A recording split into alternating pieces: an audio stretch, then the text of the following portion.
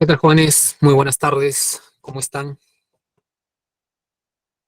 Por favor, confírmenme que se logra oír adecuadamente.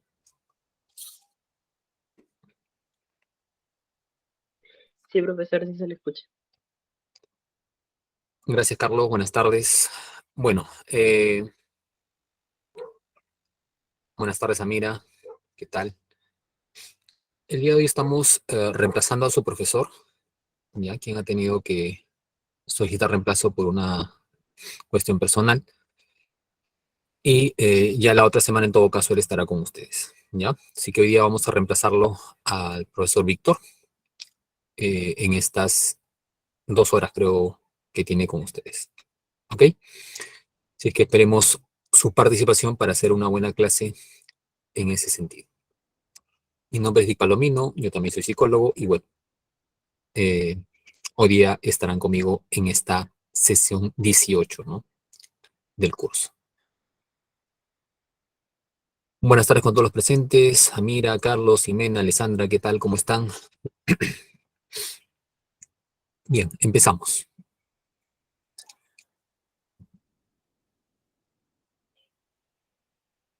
¿Se está visualizando la diapositiva? Confírmeme, por favor. Sí, profesor. Ok, listo.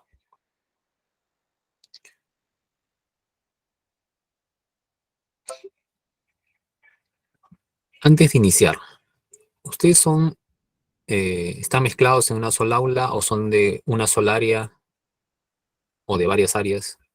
A ver, coménteme un poquito. Del área B, Del área D. Esa es área de empresariales, creo, ¿no? sí, de Ajá. economía. Economía, economía pública, administración, administración de negocios internacionales, turismo, ok. Bien, muchachos, ¿alguna vez has estado en una situación como esta, evidentemente? No sé si en examen de admisión o acá en la pre, dando tu examen. Eh, ¿Cuán nervioso te sentías del 1 al 10 en tu último examen?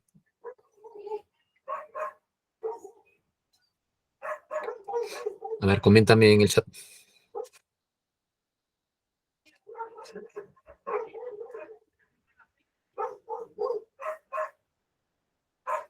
5, 5, 7, 5, 5. No se define, al medio, dicen al medio. Ya, ok. La mayoría ha puesto 5, salvo Adriana que por ahí ha puesto un 7. Ok, ya. ¿Dar un examen será algo estresante?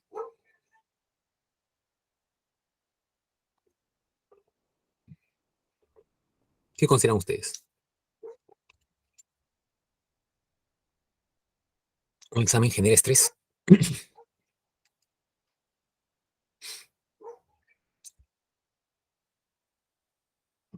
Depende de cada persona, dice Ximena. Sí, mira, dice que sí.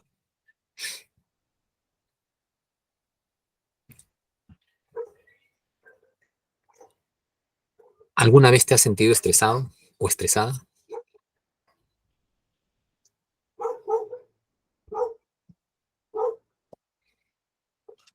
¿Y has podido manejarlo?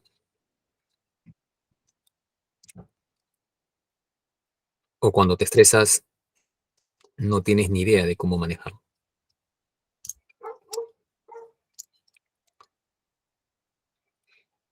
Ajá. Bueno, esos son algunos puntos que vamos a analizar el día de hoy, ¿no? Eh, Vamos a analizar en algunos tópicos del día de hoy el tema del estrés. Tenemos acá el temario del día de hoy. Vamos a empezar con lo que vienen a ser los enfoques explicativos de la personalidad. Ya la sesión pasada, seguramente el profesor Vito les había informado, ¿no? Que hay diferentes enfoques explicativos y la semana pasada ustedes han abordado el enfoque psicodinámico, ¿no? Con el psicoanálisis. Hoy día vamos a ver los otros enfoques explicativos de la personalidad. Vamos a analizar también qué es desajuste de personalidad, qué es el estrés, ¿no?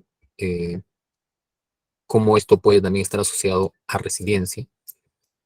Y en la parte final ya veremos algunos aspectos en relación a trastornos de la personalidad y algunos rasgos de la personalidad madura.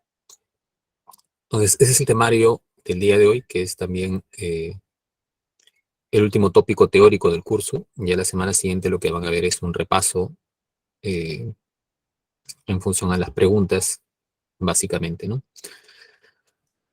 Bueno, entonces ese es el temario correspondiente al día de hoy. Vamos a empezar entonces con los enfoques explicativos de la personalidad. Recuerda que la personalidad, esa forma de ser que tenías, que tenemos y que nos hace únicos, hay teorías que tratan de explicar por qué una persona es como es. Si tú recuerdas la clase pasada, el enfoque psicodinámico, el enfoque en ese aspecto psicodinámico, ¿en qué enfatizaba? ¿Cómo explicaba la personalidad? ¿Se acuerdan? A ver, los leo en el chat.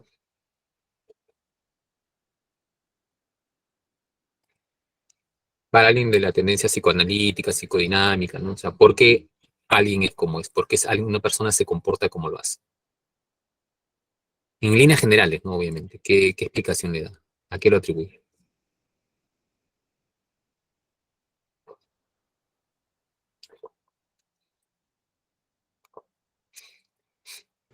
Porque cada persona nace con un temperamento que lo distingue de los demás, es único para él mismo Ya, y va a adquirir un carácter también. ok. Samira nos habla de temperamento, de carácter. ¿Alguna otra, algún otro comentario?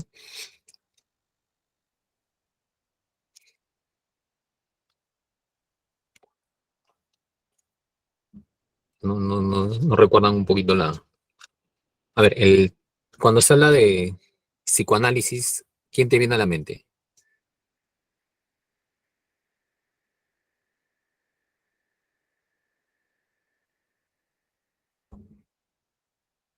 Ajá, Freud, o Freud, como quieras llamar. Bien. Entonces, para Freud, ¿en base a qué se desarrolla la personalidad?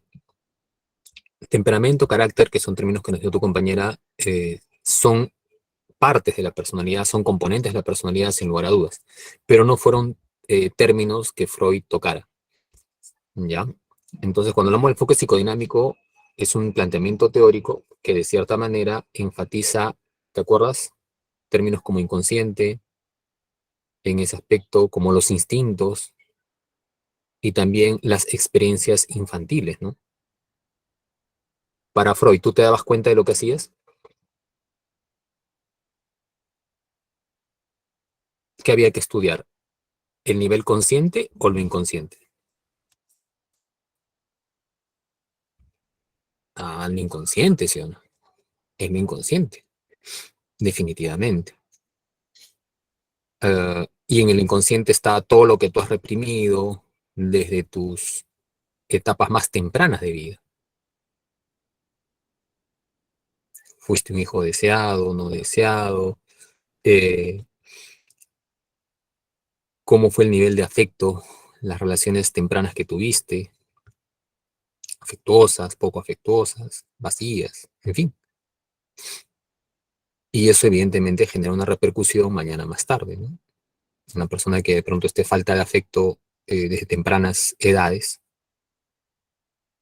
eh, va a tener una repercusión eso más adelante en su vida, que podría también desarrollar, según este planteamiento, algún tipo de trastorno, ¿no? O algún tipo de alteración en su forma de comportarse.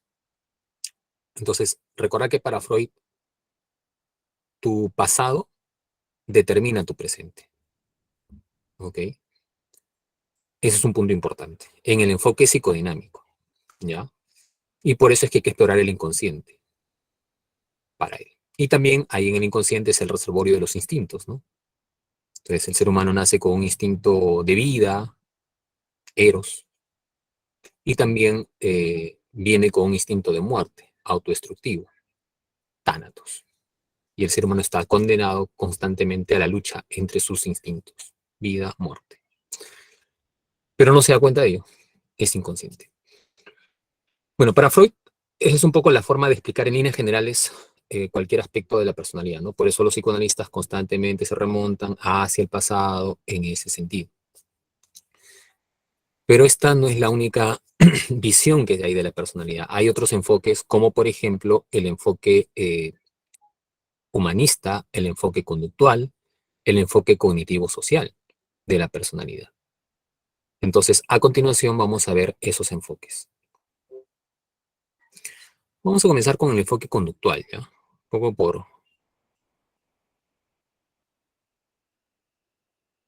para entenderlo de mejor manera.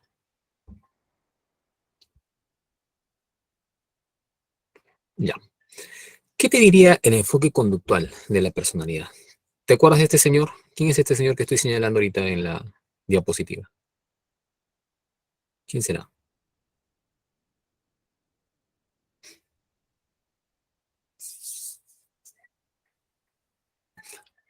Me dice Freud, cierro la clase. ¿Quién es? No, no se los han presentado. Bueno, ese señor es Skinner.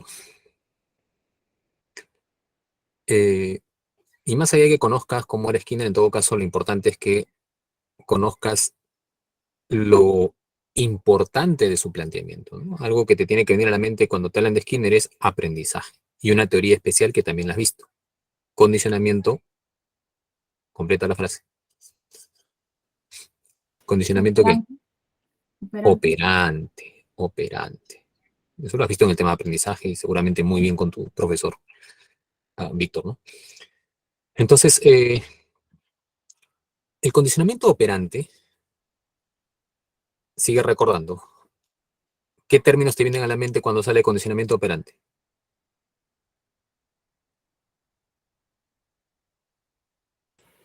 Estímulo, reacción. Ya, estímulo, reacción, nos dice Samira. ¿Qué más podría venir a la mente?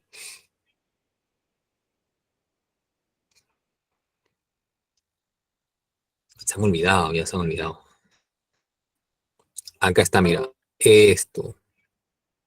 Refuerzo, castigo. Triple relación de contingencia. Extinción. Reforzamiento positivo, negativo. Castigo positivo, negativo. Que son términos que ya los has visto en el tema de aprendizaje, ¿no? Pero, profesor, ¿qué tiene que ver esto con la personalidad?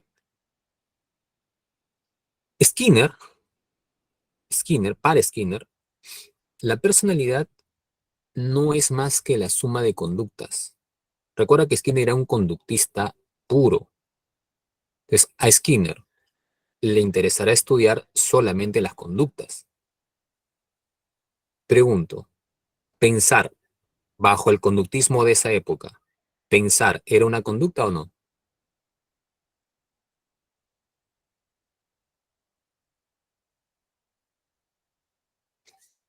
Te leo.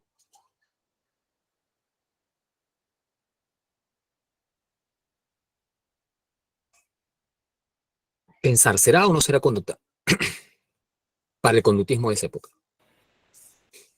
Sí, ¿Por qué, Samira?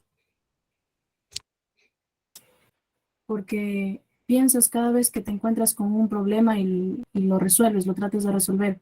Entonces ahí está el estímulo y tu Ya, pero reacción sería, ojo, ojo, Samira, estamos hablando de conductismo de Skinner. ¿Ya? Entonces, ahí hay que tener cuidado. Para Skinner, de esa época, del inicio conductista, el pensamiento no era una conducta. Porque para los conductistas, ¿qué hay que estudiar? Solamente lo observable Y lo único que yo puedo observar, ¿qué cosas son? Conductas. ¿O es que acaso yo puedo observar lo que está pensando acá Marcela, lo que está pensando Maricielo, lo que está pensando Carlos? No lo puedo observar. Tú tampoco puedes observar lo que yo estoy pensando. Lo único que podemos observar son conductas. Tú ahorita que está encendida mi cámara, quizás observarás, ¿no? Por ahí algunos gestos del profesor, la conducta verbal del profesor, ¿no? Yo puedo observar quizás lo que responde en el chat. Esas son conductas. Bien. Llorar, ¿qué será?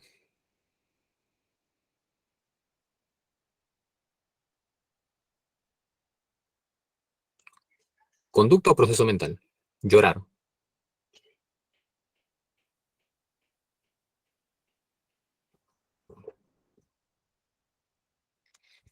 Llorar cuando hay llora, un niño que va por la tienda y comienza a llorar. Cuando tu ex te dejó y comenzaste a llorar. Ah.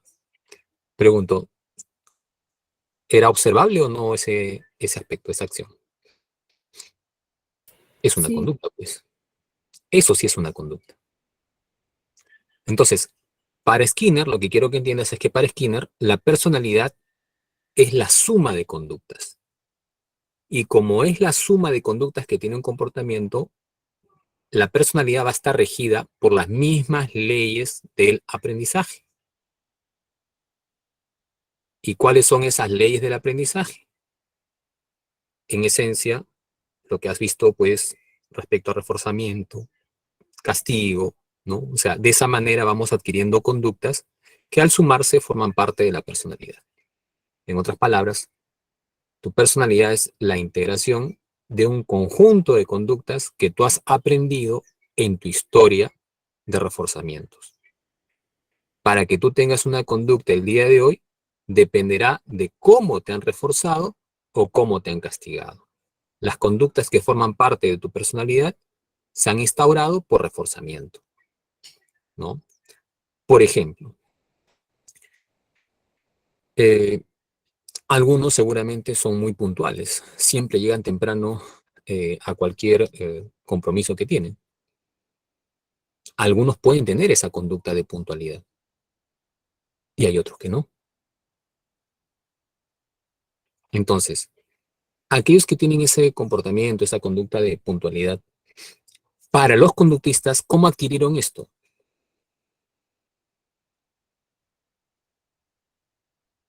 Bajo este modelo, ese comportamiento que forma parte de su personalidad lo han adquirido por reforzamiento. Quizás cuando eras niño, llegaste temprano a algún lado, al colegio, ¿no? Y el profesor te elogió, ¿no? O de pronto en otros contextos también. Ah, qué bien, te felicito, eres muy puntual. Entonces, ¿qué hace? Esa conducta, al ser reforzada con ese elogio, se mantiene. O por ejemplo acá, ¿no? Ah, ustedes no me conocían, yo tampoco, pero obviamente por una cuestión de respeto, como docente, siempre inicio saludando a mis estudiantes. Ahora, hay algunos que respondieron el saludo y otros no. ¿Saludar es o no es una conducta?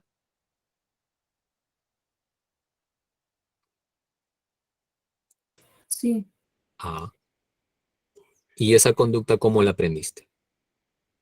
Según Skinner, tendría que ser por reforzamiento. Si, por ejemplo, cuando tú eras niño, ¿no? Y saludabas y en el medio alguien te reforzaba, te decía que bien, este chiquito, esta chiquita son respetuosos, ¿no? Sí, así, posiblemente eso lo mantuviste. Entonces, todas las conductas que tú puedas tener en tu personalidad son producto de una historia de reforzamientos, de cómo en el medio se ha ido reforzando. O dejas de hacer conductas también si te castigan, ¿no? En ese sentido. Entonces, por ahí va, ¿no? Ese planteamiento.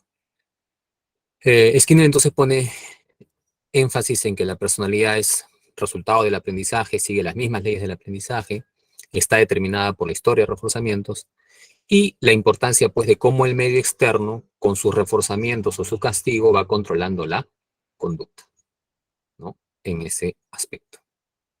Bien. Acá, por ejemplo, hay algún muchacho o alguna chica que tenga enamorado o enamorada.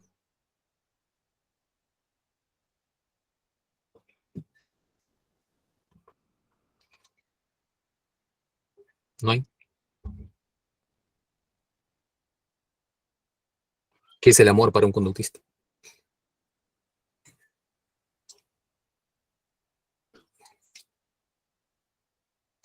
Aunque no lo creas, es básicamente un intercambio de reforzadores, ¿no?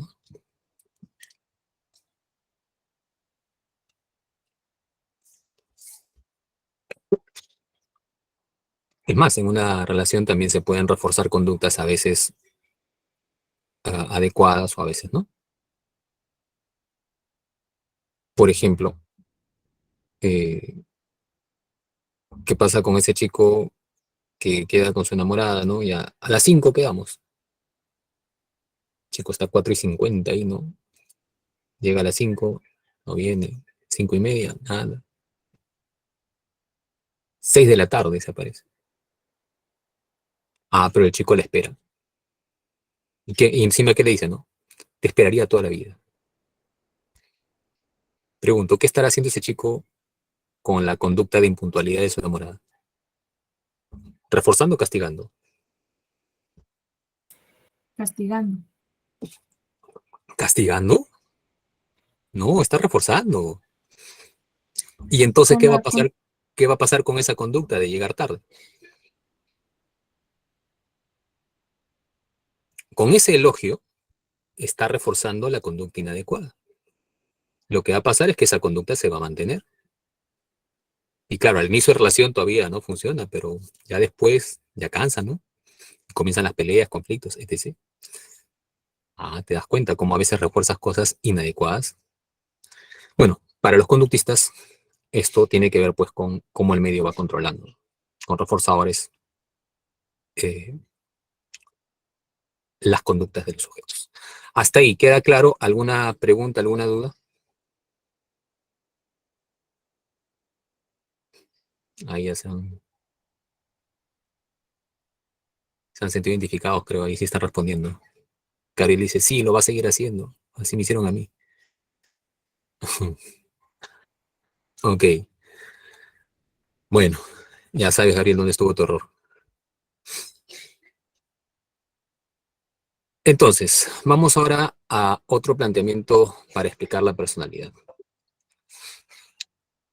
Hemos visto ya el planteamiento del enfoque conductual, vamos a ver ahora el planteamiento del enfoque cognitivo-social.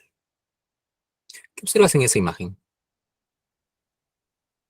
¿Qué te llama la atención?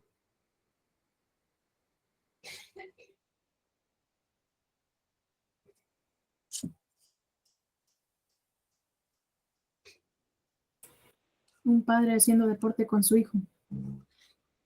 Ya. Ese niño o niña, no distingo bien, ese niño o niña eh, habrá nacido con ese comportamiento. ¿O habrá venido genéticamente programado para desarrollar ese comportamiento?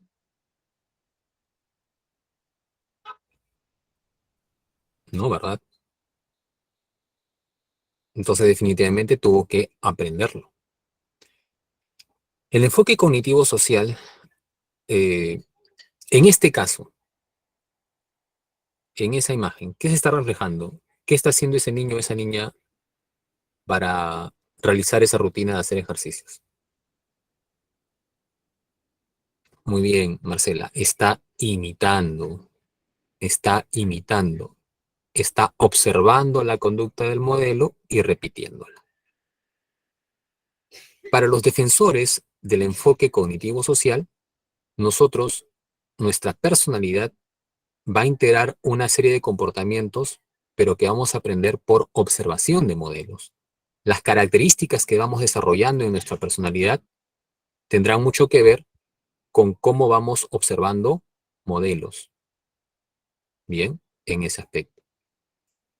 En este caso, una conducta, ¿no? Quizás, por ejemplo, este niño pueda empezar a hacer eh, rutinas de ejercicio como lo hace el papá, ¿no? Así como de pronto otro, ¿no? Comienza a leer porque de pronto constantemente ve papá, que papá o mamá también leen, entonces instauran ese comportamiento. Hay a veces casos en los que llega a consulta, ¿no? Eh, algunos papás y dicen, no sé por qué mi hijo nunca lee nada. Está en la pre y nunca lo veo tocar un libro. Solamente entra a clase y eso, ¿no? Y señor, ¿usted es de leer? ¿Usted le gusta ese? No, pero yo soy yo, pero no, mi hijo tiene que ser distinto, dice. Claro, pero hay modelos también que uno va instaurando, ¿no? Hubiera sido más fácil si de pronto el papá desde temprana edad va formando ese hábito, ¿no? En sus hijos.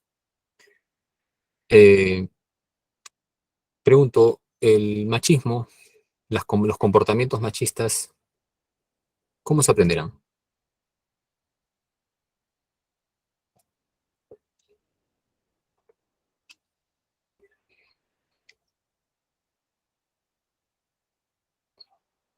Vamos a especificar un poco más. A ver, coméntame en el chat algún comportamiento machista.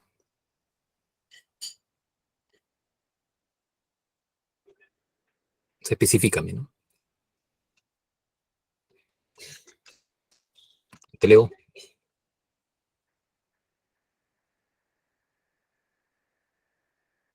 Ahí está. Samira dice, las mujeres son de la cocina. Ellas son parte de la cocina. Los hombres arreglan los carros. Ah, interesante. Ya, ok. Otro. Minimizar a la mujer, ya, pero ¿cómo, Gabriel? ¿Cómo? O sea, especifica.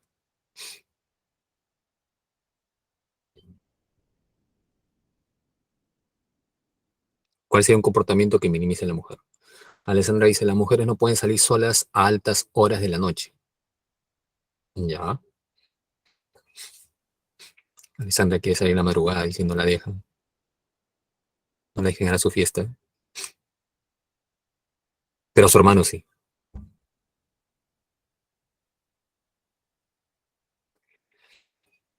Claro, esos son comportamientos machistas, ¿no? Y muchos de ellos se aprenden observando modelos.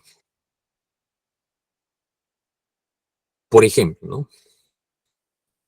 Imagínate un papá que llegue, ¿no? De la calle, 7 de la noche, ¿no? Y de pronto mamá está en la cocina y está bastante ajetreada, ¿no? Entre varias actividades. Eh, pero ese papá se queda en la sala o en el sofá, prende la televisión y se queda esperando que la esposa de pronto lo atienda, le sirva, ¿no?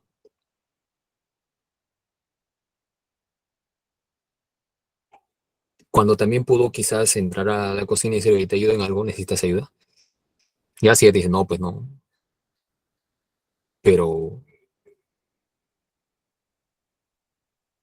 ¿qué ocurre ahí? Primera escena, ¿no?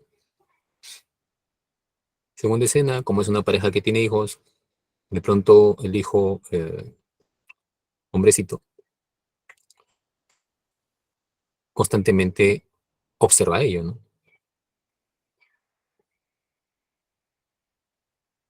O incluso a veces, hasta la misma mamá también interviene en ello, ¿no?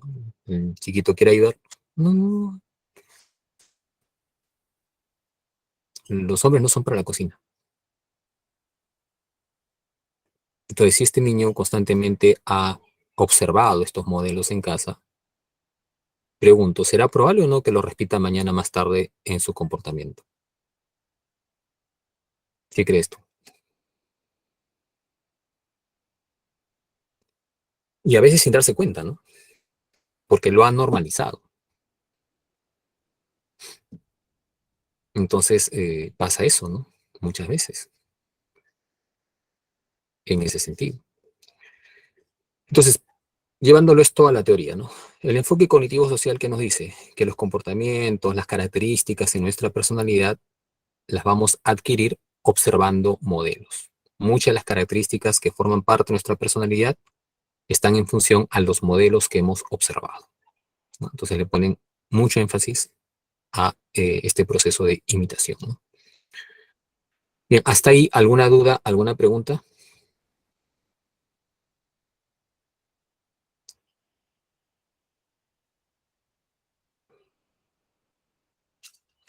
No leo mentes por si acaso, así que dígame sí, profesor, no le entendí esta parte, ¿me puede explicar acá? O estamos claros, no sé, ¿ya? Porque los circulitos no dicen nada, solamente veo sus rostros, en algunos casos sonrientes de alguna foto que se han tomado, en algún momento feliz, y en otros solamente hay una letra, ¿no?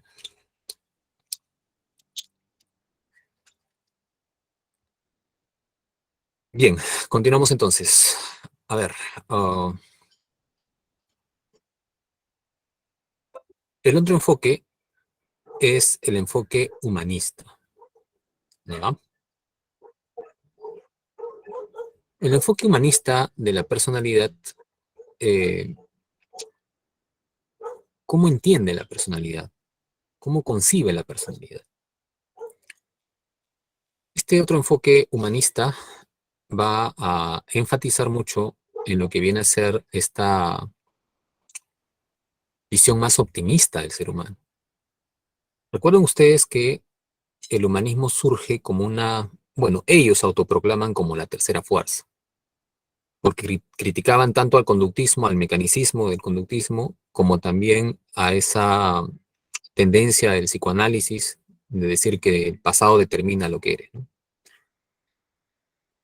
Los humanistas difieren en ello, difieren en ello. ¿Por qué? Porque para un humanista no es tu entorno lo que te determina, ni tampoco tu pasado.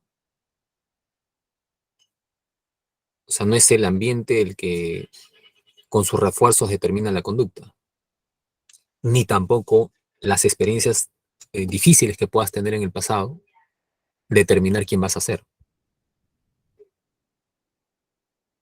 El humanismo, por lo tanto, tiene una visión más optimista del ser humano.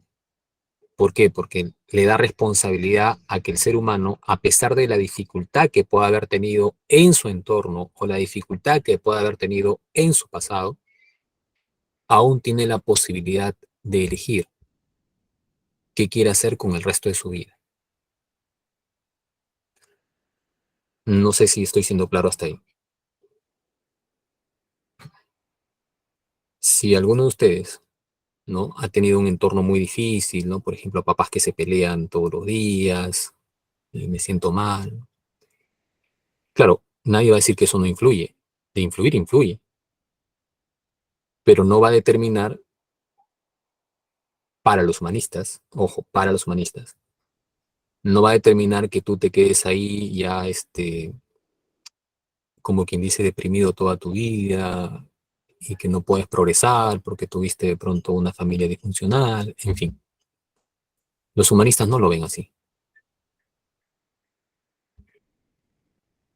Eh, si de pronto en tu historia personal hubieron situaciones pasadas que te afectaron bastante, eh, no es que esto determine toda tu vida. Para los humanistas. Para los humanistas esto puede influir, pero no determina, porque tú tienes la capacidad de elegir, de voltear la página, de esforzarte por ser un ser mejor, por desarrollarte. Porque según el humanismo, todos tenemos potencial hacia la autorrealización. Pero para que el ser humano se autorrealice, tiene que ser consciente. Y también mucho juega allí, en su personalidad, el autoconcepto. Si tú crees en ti mismo o tienes todavía confianza en ti mismo, entonces vas a poder vencer muchas barreras o muchas dificultades. Pero si has perdido la confianza en ti mismo, entonces posiblemente termines siendo presa del entorno o te quedes anclado en el pasado. Entonces, para los humanistas es importante entender esa visión del ser humano, ¿no? Es una visión que le da al hombre la posibilidad de elección, libre albedrío le llaman eso, la capacidad de elegir en ese sentido y de trabajar sobre su autoconcepto para ir camino hacia la autorrealización. Ahora, dentro de ese planteamiento vamos a tener a dos teóricos, bueno, hay más, ¿no? Pero dos, digamos, que son bastante conocidos en ese enfoque humanista, son Abraham Maslow y Carl Rogers. A Maslow lo has visto ya en el tema de motivación. ¿Te acuerdas de la pirámide de necesidades? ¿Sí?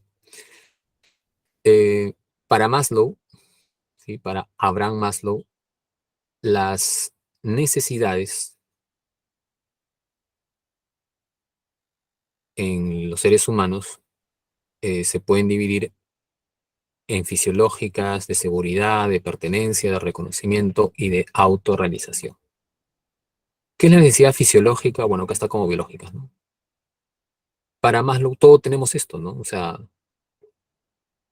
todos tenemos en algún momento pues hambre, sed, sueño, son necesidades fisiológicas. Ahora, ¿cómo lo relaciona esto a la personalidad? Los problemas de personalidad que tenga un sujeto para Maslow proceden del desajuste en la satisfacción de las necesidades. Pregunto, ¿alguna vez has tenido un hambre atroz? O sea, por X razones, quizás dejaste comer algunas horas, ¿no? Pero llegaste un momento en que tenías un hambre, pero así voraz. ¿Te ha pasado?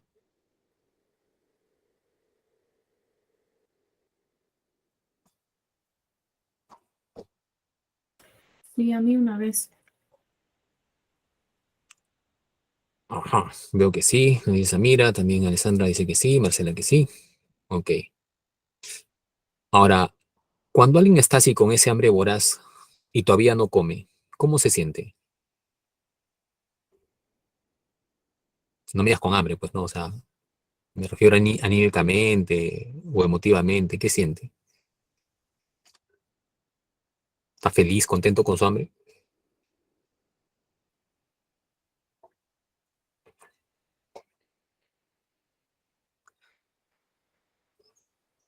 ¿Hay o no una pequeña dosis de malestar? Irritación, dice Alessandra. Ya, puede ser también, ¿no? Que es una forma de expresar el malestar. Pero ahora pregúntate, ¿y qué pasa si esa necesidad de hambre es frecuente? Ya no es solamente eventual, que a todos nos ha pasado alguna vez. ¿Qué pasa si una persona no tiene los ingresos suficientes para subsistir? Y más aún si tiene familia, ¿no? Familia a cargo, me refiero, ¿no? Entonces la persona va a entrar en un grado de desajuste, ¿no? Y esto puede llevarlo a tener dificultades en su personalidad. Y lo mismo pasa en las diferentes otras necesidades.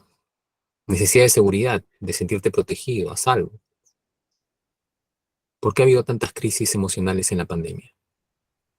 Bueno, seguimos en pandemia, ¿no? Pero me refiero a los momentos más difíciles de la pandemia, al inicio, ¿no? No había vacunas, era un desconcierto, no se sabía lo que iba a pasar, veías a tu alrededor y gente que posiblemente querías mucho eh, estaba en riesgo o por ahí iba ya no estando. ¿Qué generaba eso en ti? ¿Tranquilidad? No creo, ¿no? Puede ser depresión, puede ser angustia. Entonces, la persona entra en un proceso de desajuste, ¿no? Porque no se está satisfaciendo una necesidad. Y peor en nuestro país, ¿no? Donde de pronto eh, obtuvimos un primer puesto, por fin, después de tanto tiempo, ¿no? Lo malo es que lo obtuvimos, pues, en la cantidad de fallecidos en cuanto a proporción de la población. no soy el país donde más gente se ha muerto. O sea, no me refiero en número, me refiero a proporción. Proporción de fallecidos en función a la población. Entendible, pues, si tenemos una cultura que a veces es poco respetuosa de las normas. Entendible si entendemos que un sistema de salud es paupérrimo, donde las camas UCI no habían casi, ya incluso antes de la pandemia, con la pandemia fue peor. Entonces, pues entramos en caos, ¿no? Y eso generó mucha zozobra en la gente. Eh, entonces, cuando no se satisface una necesidad, genera eso, pues genera desajustes. Lo mismo en la necesidad de pertenencia, ¿no? ¿Qué pasa en la necesidad de pertenencia que implica esto de sentirte que formas parte de un grupo, ¿no? Sea familiar, de amigos, en fin. Pero si una persona se siente absolutamente sola, ¿habrá malestar o no? Podría entrar en depresión. Entonces, son desajustes que ocurren a partir de que no se están satisfaciendo adecuadamente las necesidades, ¿no? Y Maslow ya advertía esto en su planteamiento. Eh, la persona, para sentirse, si se quiere, más saludable, tendría que desarrollar, ¿no? Satisfacer sus necesidades e ir camino hacia la autorrealización. Sentirse que está creciendo como persona, ¿no? Pero para ello tiene que haber satisfecho todas las necesidades previas. Entonces, eso es un poco lo que plantea Maslow en su teoría. ¿Hasta ahí alguna duda?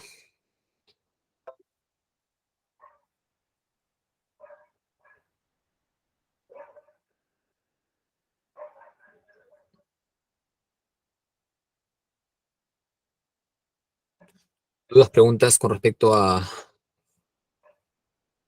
lo que se ha explicado?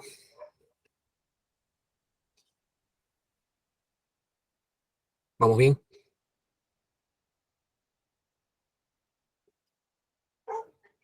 ¿Seguro?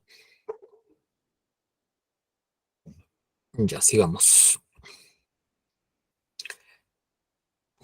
Este otro planteamiento del enfoque humanista de Carl Rogers. Rogers también es un psicólogo reconocido en el humanismo, ¿no? Entonces acá lo importante, porque esto es un poco más complejo de lo que está ahí, pero lo importante es que entiendas algunos conceptos clave, ¿no? Por ejemplo, el concepto de autoimagen, qué relación tiene esto con la aceptación incondicional, con el funcionamiento pleno. Te dije que los humanistas tienen una visión optimista del ser humano, ¿no? Entonces ellos promueven, buscan que el ser humano sí podría alcanzar un funcionamiento pleno, pero para que alcance ese funcionamiento pleno, la persona tiene que desarrollar una autoimagen que sea congruente con sus acciones. ¿Qué es la autoimagen? El yo, el self, cómo me veo a mí mismo, ¿no? ¿Quién soy? ¿Qué quiero para mí? Entonces, cuando una persona, esa autoimagen va de la mano con las acciones que va realizando, hay congruencia. Entonces, si hay congruencia, me siento bien. Ah, pero ¿qué pasa cuando la autoimagen que tengo no va de la mano con mis acciones? Hay incongruencia y eso comienza a producir malestar. Por ejemplo, uh, ¿qué pasará, no? Con de pronto, supongamos una chica que fue bastante formada en principios, valores, ¿no? Y también en uno de estos valores morales como la lealtad o la fidelidad. Entonces ella tenía esa imagen de ella, ¿no? Yo el día que esté en una relación voy a ser fiel, ¿no? En fin. Bueno, pasó el tiempo y de pronto pues 18 años, ¿no? Tenía su enamorado, pero nunca faltan las tentaciones por ahí. Y en esa indecisión, ¿no? Terminó quizás también estando con otro chico. Si ella tuviese sus principios en ese aspecto valorativos, ¿no? Como parte de su autoimagen,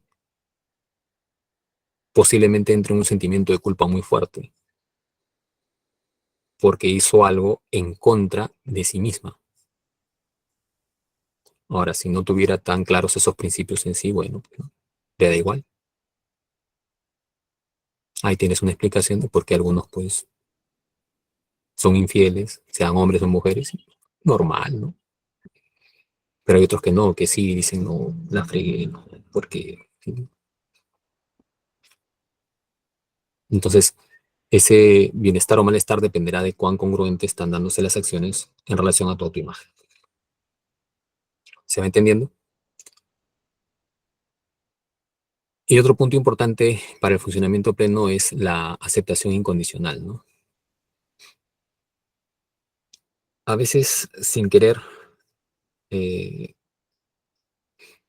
los papás pueden ir sembrando cierto amor condicional, ¿no? Por sus hijos. No es que papá o mamá sean malos, pero a veces en su forma de criar, pasa eso, ¿no? Y eso también produce malestar.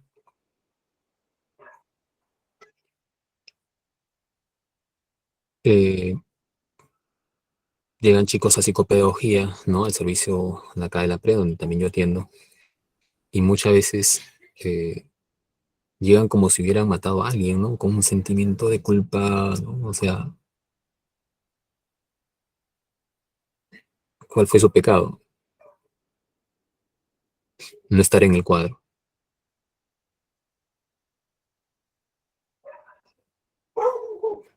Entonces es como que solamente valgo si tengo un mérito. Si no tengo un mérito, no valgo como persona. Eso es amor condicional. Lo que plantean los humanistas es algo contrario, ¿no? O sea, independientemente de que logres o no ese aspecto, tu valor no puede estar en juego. Si tú te quieres con tus virtudes, tus defectos, tus logros, incluso tus fracasos, te estás aceptando como persona.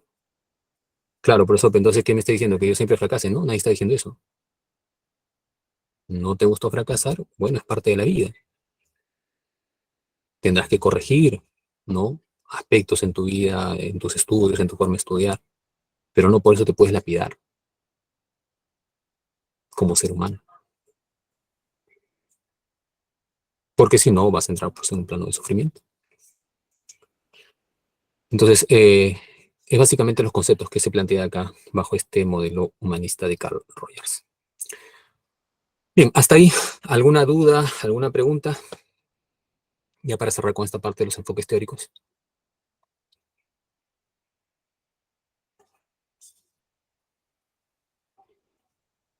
¿Cómo vamos?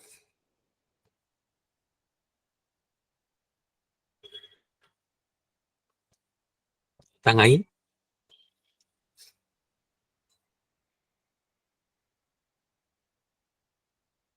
¿No?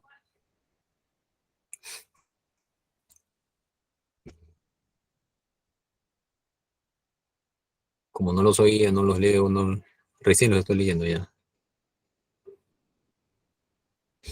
Ya, eso sí les pido yo siempre a mis estudiantes, o sea, por lo menos ya te aceptan que no estés con cámara, hasta que ya, si quieres ya sin audio ya, que para mí de verdad deberían estar con cámara y con audio, pero bueno. Eh, pero ya si tampoco vas a hablar por el chat, entonces pues no, mejor grabamos una clase y lo mandamos nomás ya, ¿no? Cuando quieren lo ven. No se trata de eso, ¿no? Entonces, una clase es también parte de interacción, tú también juegas un elemento importante en la clase, ¿ok?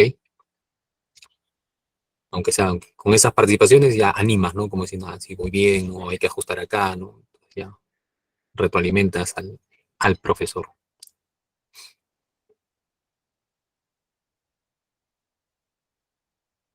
Listo, seguimos. Ah,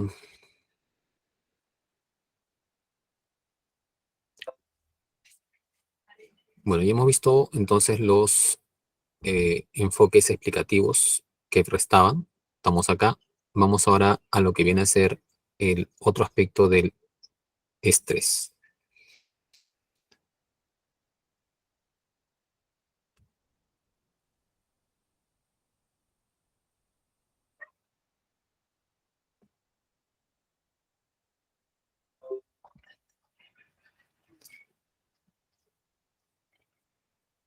A ver, te voy a hacer unas preguntas. Quiero que respondas ahí en el chat, ¿ya? Eh, ¿Cuándo te sientes estresado? ¿Cuándo te estresas?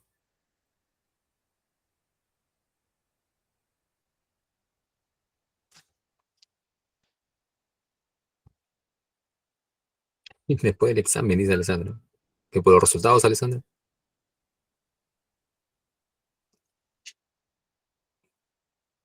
Cuando algo me sale mal. Ya, algo como que, Yasmín, cuando tengo mucha presión. Ya, pero ¿ante qué sientes presión, Yasmín? ¿Qué te presiona? Ailén, antes de dar un examen. Alessandra dice, sí, profesor, es una calvaria. Lo de tus notas, ya. ¿Tú estás en el colegio aún, Alessandra, o ya acabaste el colegio?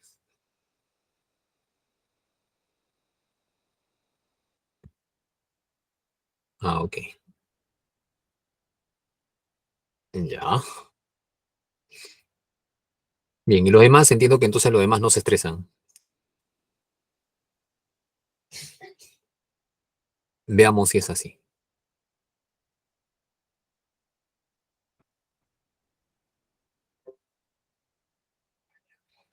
¿Qué es el estrés? Eh, es importante entender esto porque muchas veces hay una concepción errónea respecto a lo que viene a ser el estrés. Muchas veces se escucha decir a alguien, no, yo no quiero tener estrés, ¿no? Ojalá me libren de tener estrés. El estrés, muchachos, no es necesariamente malo.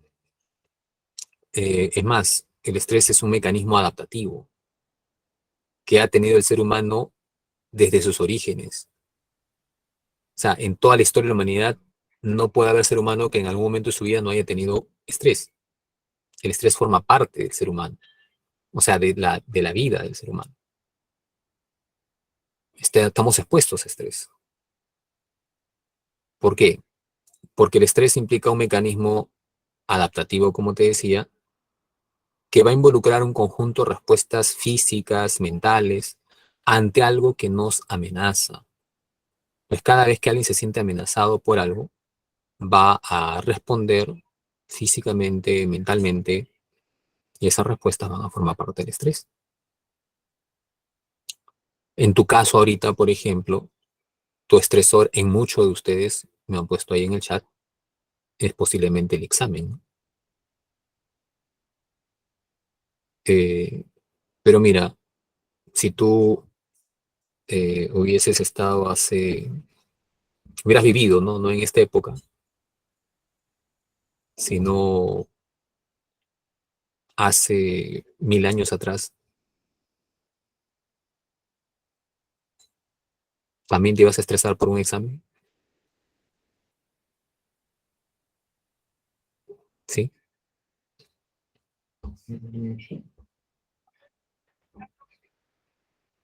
¿Verdad? Pues cada época en la historia tiene estresores, ¿no? Y van cambiando también en el tiempo. Pero en tu caso sí, pues no te estresas porque quizás es una cuestión ya del entorno, de la cultura, ¿no? Que de pronto fomenta, ¿no? La competencia, etc., etc. Y entonces te vas a estresar posiblemente en tu examen. Ahora, mira lo interesante, porque por ejemplo algunos en el colegio ni importancia le daban, pero ahora en la pre sí, puede variar. Eso ya tiene que ver con etapas de vida, ¿no? Pero bueno, a lo que iba es que el estrés, entenderlo como un mecanismo adaptativo, va a surgir siempre ante algo que nos amenace y va a involucrar respuestas físicas y mentales. Entender entonces que el estrés tiene también, tiene también, tiene también dos formas, ¿no? El estrés favorable y el estrés perjudicial. El estrés favorable es lo que se llama el eustrés.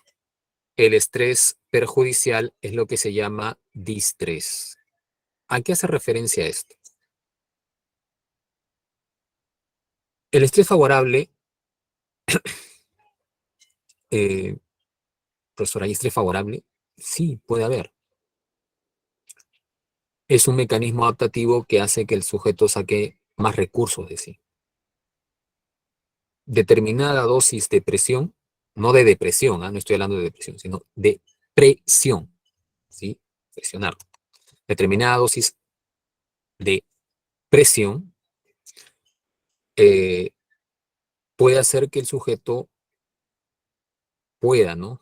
Aflorar en él algunos recursos.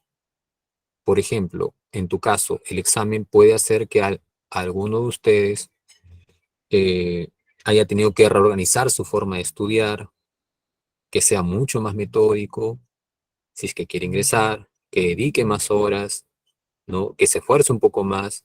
Y quizás ahora cuando se compara y ve cómo estaba a inicio de ciclo y cómo está ahora, se puede decir, ah, he avanzado bastante. Hay muchas cosas que no sabía y ahora me he esforzado y lo he logrado y se siente bien consigo, ¿no? Pero también puede pasar que demasiada carga, o sea, que si la amenaza comienza a percibirse como incontrolable, entonces ya no vas a tener eustrés. Lo que vas a tener es un distrés. Porque ahí lo que vas a sentir es fatiga, cansancio, la salud termina siendo afectada, ¿no? Estoy a punto de colapsar, ya no puedo más, nunca voy a ingresar, etc, etc, etc. Entonces ahí ya no estamos hablando de eustrés, estaremos hablando de distrés.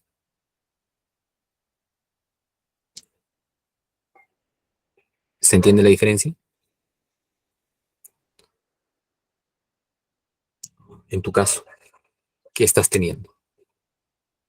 ¿Más eustrés o más distrés?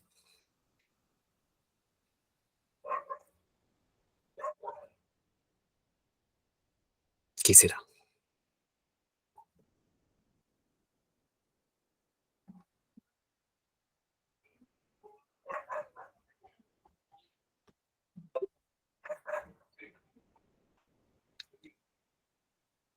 ¿Qué estresantes existen? Los estresantes pueden clasificarse en tres categorías. Podemos encontrar estresantes biofísicos, psicológicos y laborales. Biofísicos tienen que ver básicamente pues con el medio, ¿no? Eh, se me refiero al medio ambiente, por ahí, básicamente, ¿no? Generalmente. Por ejemplo, una persona que es de... ¿Hay alguien acá que sea de provincia? Todos son de Lima.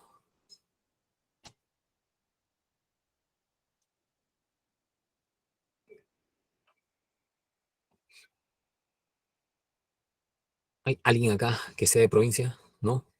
Todos son de la Lema.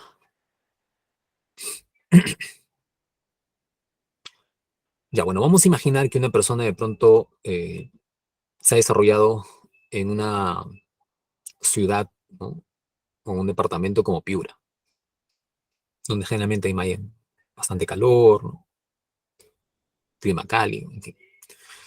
Pero por X razones tiene ahora que ir a Puno y justo en una época de invierno, temperatura bajo cero. ¿Eso podría alterar su organismo o no?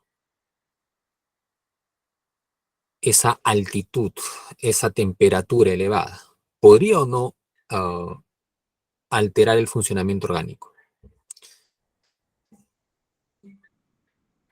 Puede de pronto darle soroche, puede de pronto la persona comenzar a tener una serie de sintomatologías físicas, ¿no? Que le van a costar adaptarse, porque lo que está ocurriendo es que hay un estresor biofísico, como en esos casos, ¿no? Temperatura excesiva, en este caso, pues baja temperatura, ¿no? O de pronto una temperatura al contrario, no excesiva. En España, por ejemplo, en este año y el año pasado, las temperaturas han estado fuertes, ¿no? Algunos han reportado hasta 40 grados. Entonces, pues, para alguien que no está habituado a eso, le choca, ¿no? Entonces, esos son estresores biofísicos, por ejemplo. Estresores psicológicos son estresores que ya generan un mayor impacto a largo plazo, que no son tan, digamos, fáciles de... Bueno, tampoco los físicos son tan fáciles, ¿no? Pero los estresores en todo caso son más complejos para afrontarlos, ¿no? Eh, por ejemplo, ¿no? Hace algunos días, ¿no? Pasaron una noticia que en realidad dio mucha pena, ¿no? Pero sucedió. Hay un señor, ¿no? Que de pronto vendía sus emolientes por la línea Arenales, creo, según lo que decía el reportaje. Y por X razones, bueno, este señor donde vivía, su casa se incendia, ¿no? Entonces, en su desesperación de salvar a su familia, ¿no? Logró salvar a muchas personas, pero finalmente él falleció. Llegó un momento en que ya se derrumbó todo y bueno, no pudo salir. Entonces, para estas personas, para la familia de este señor, ¿será o no una situación estresante?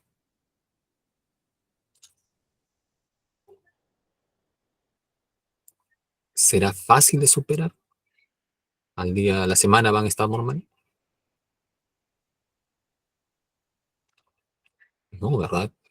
Obviamente les va a afectar. Pérdida de un ser querido. Encima, pues, una casa donde estaban un techo, no, ahora ya no lo tienen, ¿no? Inestabilidad. Y sobre todo la pérdida humana, ¿no? De un ser querido. Pues esto que va a llevar a que de pronto, pues, el nivel de estrés posiblemente en estas personas sobrepase, ¿no? Y entren en estrés muchas de ellas. Bueno, pero ese estresor es un estresor psicológico, ¿no? Una catástrofe, como en este caso un incendio es una catástrofe. O un terremoto, ya si quieres verlo a nivel macro, ¿no? La pérdida de un ser querido, ¿no? También es una catástrofe. Bueno, es un estresor psicológico. No catástrofe así en términos precisos, pero es en el ámbito psicológico como que un terremoto ocurre en uno, ¿no? Me desestabiliza. Eso es un estresor psicológico. Y ya los estresores laborales tienen que ver pues con las condiciones de trabajo, ¿no? Entonces, ¿qué pasa si en el trabajo donde estás te saturan constantemente, ¿no? Tienes que estar en tantas reuniones, de pronto o hay mucha sobrecarga, mucha actividad que tienes que hacer, o de pronto te llevas mal con alguien, ¿no? Y es una persona con quien tienes que básicamente estar constantemente. Entonces esa interacción ya no es favorable para tu desarrollo laboral, eh, en fin, ¿no? Entonces todas esas son condiciones estresantes a nivel laboral. Bien,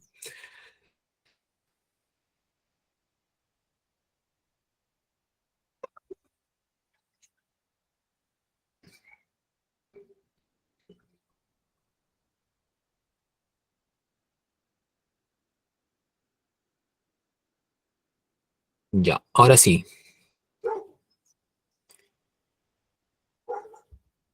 quiero tu participación en el chat.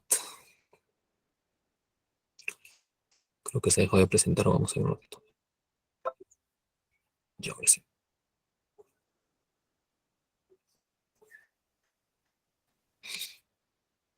Bueno, hasta acá, ¿todo claro?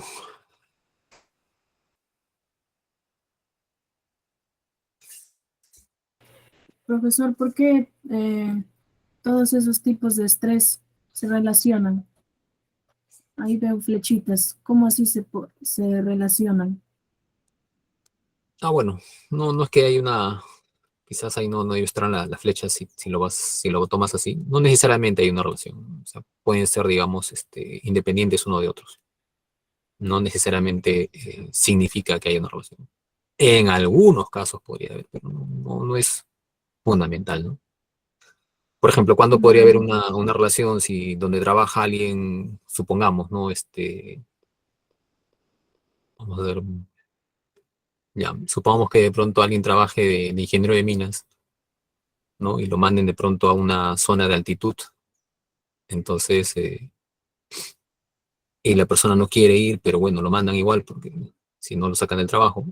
Entonces, percibir esa, digamos, situación amenazante del trabajo, me mandan a un lugar que no quiero, ya puede ser un estresor laboral. Pero además llegar a la zona de altitud, ¿no? Y de pronto, pues, eh, no estar habituado a ello, puede chocar los organismos, puede ser un estresor biofísico, ¿no? Que se esté presentando a la vez en esos casos. ¿Ya? Pero no necesariamente implica que siempre va a haber una relación, no necesariamente. Pueden estar independientes también. ¿Ok? Bien, ¿alguna otra duda o pregunta?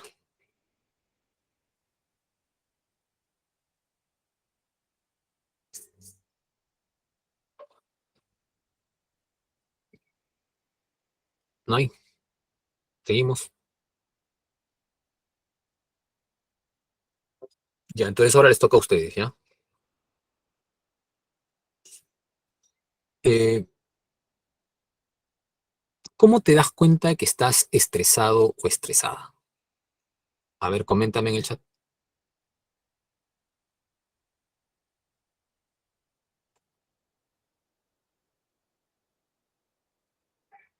¿Cómo te das cuenta tú que estás estresado o estresada? Es la pregunta.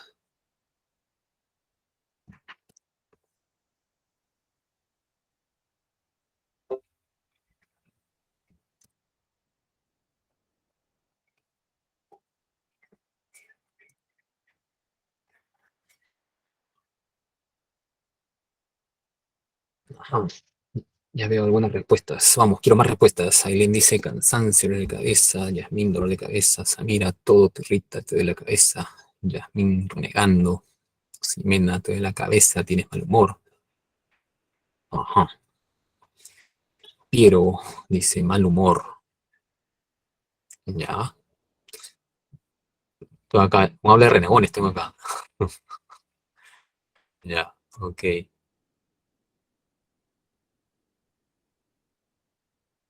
¿Qué más?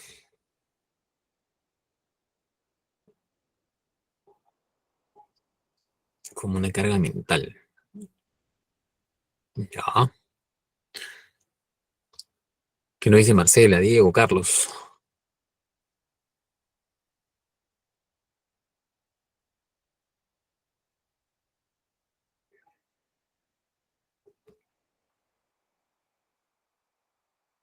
Cuando notan que están estresados.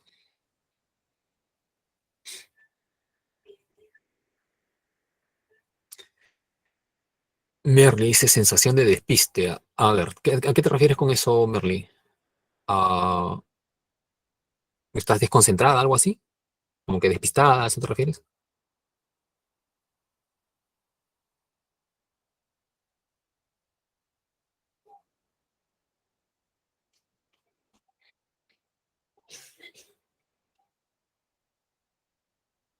Creo que vamos a hacer participativa la clase. A ver, a ver.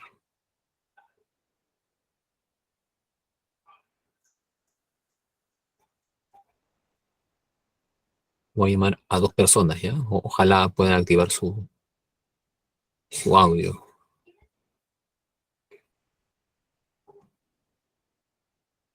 A ver, Piero Vega, ¿estás por ahí?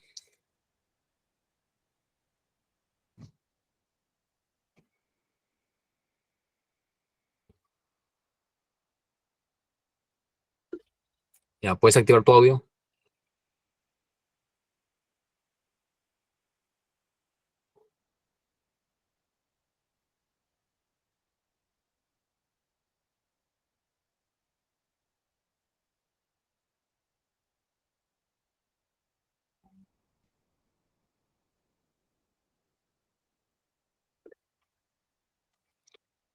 Ah, no tengo el audio conectado. Ujú. Ya, bueno, quería hacerte algunas preguntas. Cambiamos entonces. Marcela Basalar, ¿está por ahí?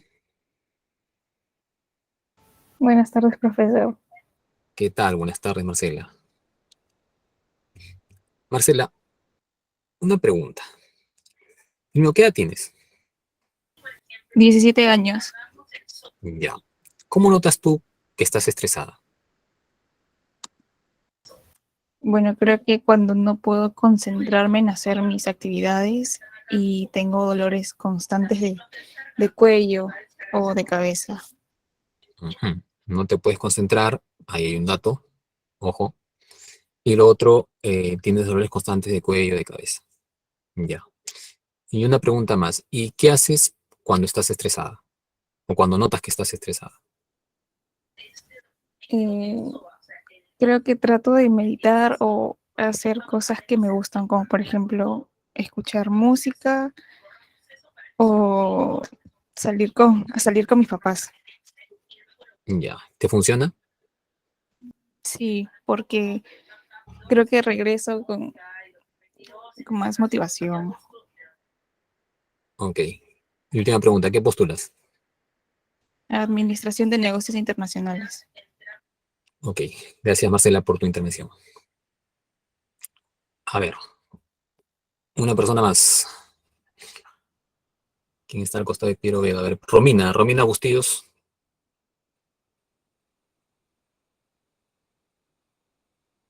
¿Estás por ahí?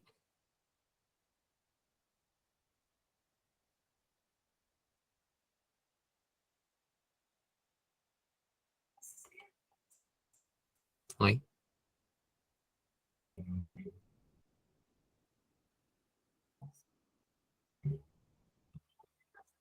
Creo que no está.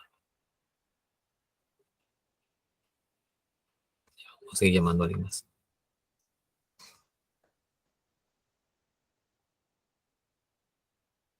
A ver, un caballero. Aparte de Piero. Acá hay otro Piero. Piero Roca. ¿Estás por ahí?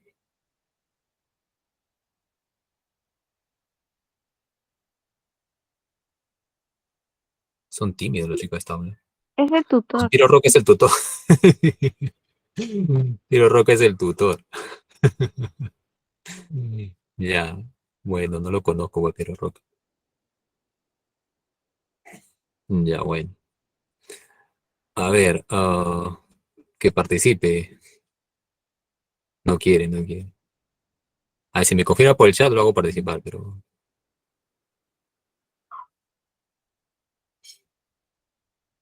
no quiere, no quiere. No se manifiesta, no se manifiesta.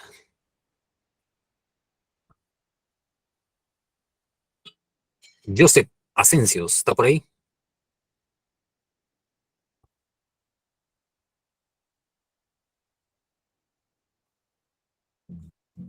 ¿Qué han hecho, chicas, que los han inhibido a todos los caballeros que acá no quieren participar? Vamos, chicas, demuestren entonces que ustedes sí pueden. Vamos a llamar a otra chica.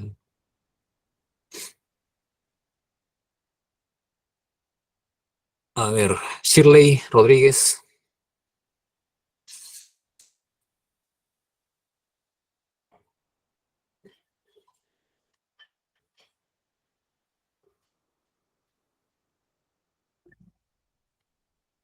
¿No qué? Estás almorzando. Mejor que Shirley. Para que sea menos tu almuerzo. Yo no te voy a quitar tu comida. Quiero hacer una pregunta nomás. Bueno, vamos a continuar. Mira,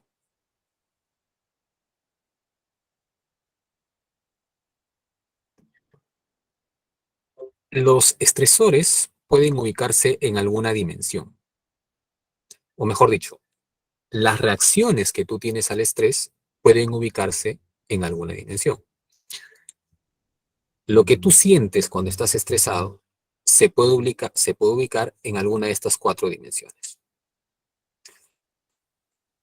Eso que me has expresado en el chat o que también me expresó tu compañera, eh, podríamos ubicarlo en alguna de estas dimensiones. Y es importante, es bueno, sobre todo para fines de un examen, porque a veces vienen preguntas relacionadas a ello, ¿no? A saber ubicar la característica relacionada a la dimensión. ¿Ya? Por eso quería enfatizar acá, pero ya que no quieren, creo que les indico pedir que levanten la mano. En todo caso, gracias Marcela por tu intervención. Y vamos a leer un poco las de chat también. Ya, Marcela dijo algo, por ejemplo, ella dijo que le dolía el cuello, ¿no? La espalda, en ese aspecto, la cabeza. ¿Eso qué sería? ¿En qué dimensión se ubicaría? ¿Sería física, cognitiva, emocional o conductual? ¿Qué crees tú? Física, pues, ¿no? Es una dimensión, es la dimensión. Ahí esos síntomas son síntomas físicos, ¿no? Respecto al estrés. Así como acá también han puesto, por ejemplo, Samira ha puesto le duele la espalda, eh, Jimena que también le duele la cabeza, bueno, Samira también dolor de cabeza, Yasmín también dolor de cabeza, Ailén también dolor de cabeza, ¿no? Entonces, eso, por ejemplo, son síntomas físicos que pueden ocurrir cuando alguien tiene o presenta estrés. O sea, son síntomas en la dimensión física, ¿ya?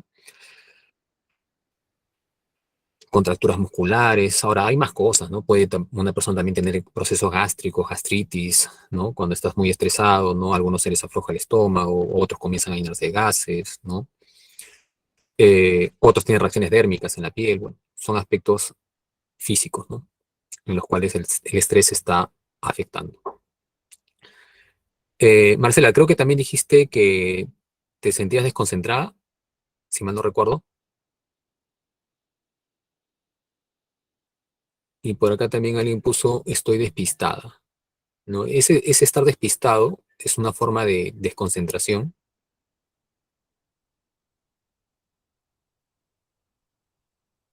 ¿Eso qué sería? ¿Qué dimensión?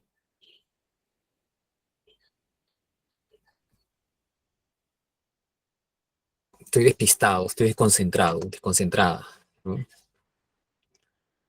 Estoy acá, quiero leer mi separata, ¿no? Pero estoy ahí y mi mente se va. Ya, eso no es conductual, Alessandra, cuidado. Eso sería cognitivo, porque tiene que ver con atención y recordar que la atención es un proceso cognitivo. Entonces, cuando alguien se desconcentra constantemente, ya, podría ser que esté también una forma de manifestar el estrés, ¿ok? En ese aspecto. Ahora voy a ver si han puesto otra por ahí en el chat.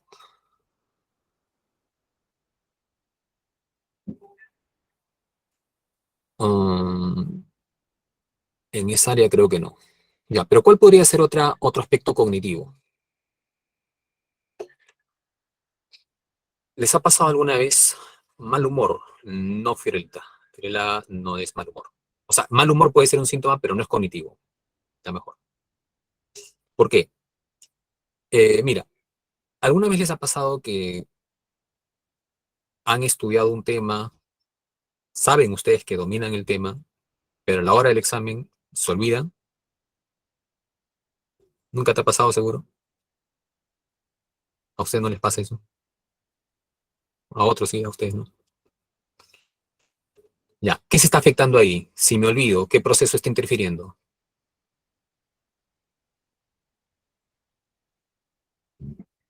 ¿Qué está fallando? Cuando te olvidas, ¿qué es eso? ¿A qué proceso alude?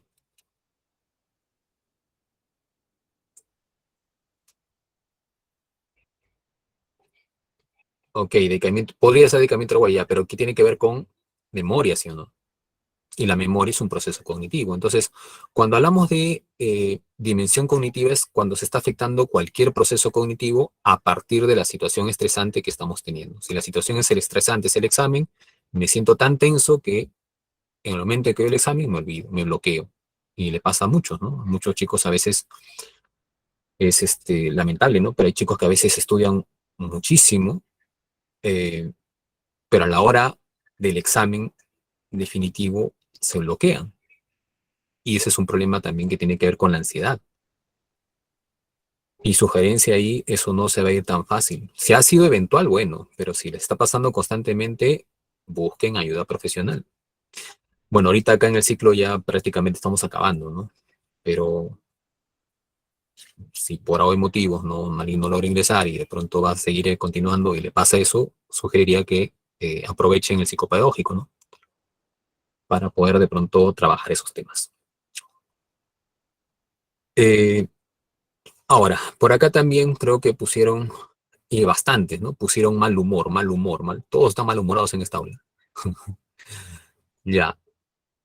Ese mal humor entiéndase pues como arranques de cólera, ¿no? Explosiones de ira. Eso, ¿a qué dimensión abarca?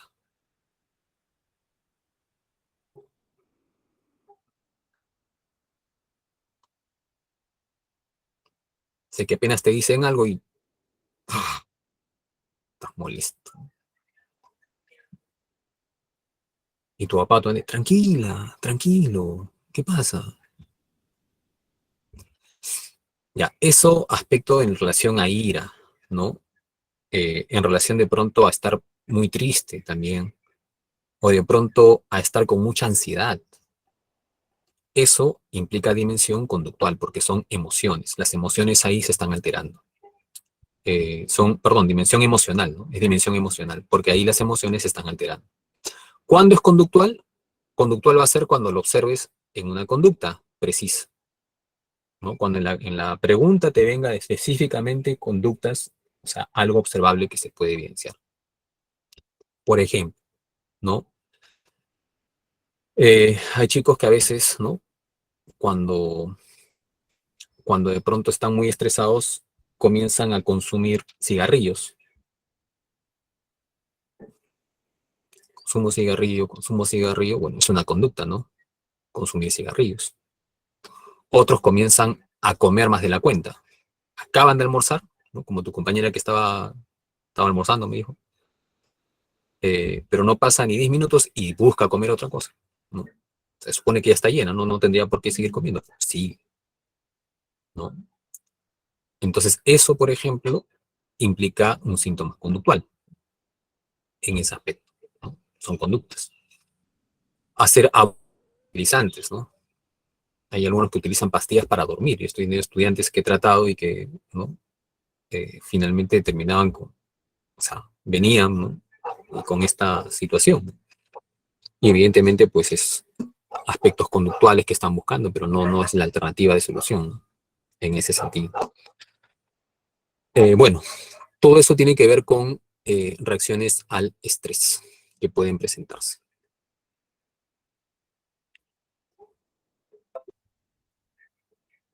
Ahora, también es importante entender que en el estrés se pueden dar etapas, ¿no?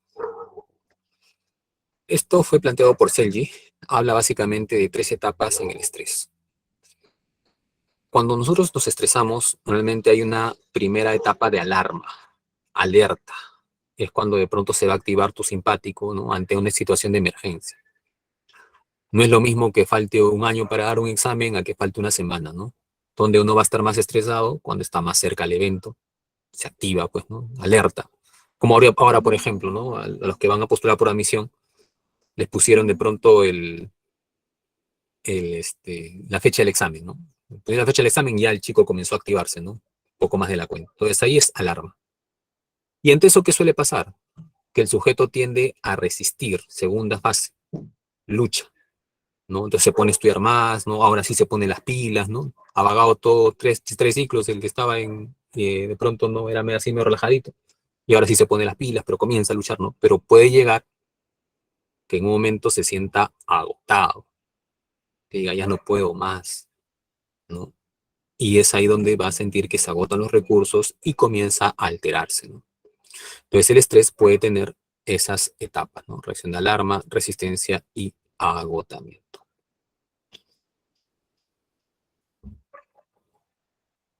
Bien.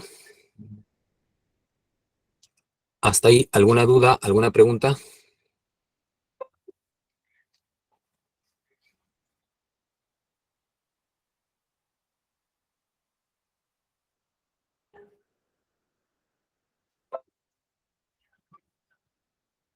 ¿No?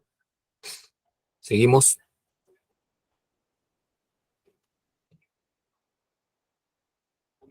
Ya, a ver. Ah, ya, profesor, se me ocurrió, de repente agotamiento será cuando ya dejas de luchar o cuando viene una motivación y puedes continuar, o agotamiento es ya se acabó, ya no quiero seguir estudiando. No, agotamiento no, o sea, es básicamente eso, esto último que dices, ¿no? En el caso de un examen sería un poco eso, ¿no? Ya no, o sea, puedes seguir estudiando, pero ya es como que estás a la deriva, ¿no? O de pronto ya no puedo hacer nada y como que te tiras al abandono, ¿no? En ese aspecto. Entonces, eso, ¿no? Por ahí va. ¿Ya?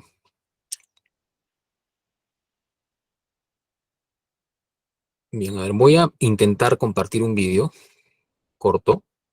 Ojalá se pueda.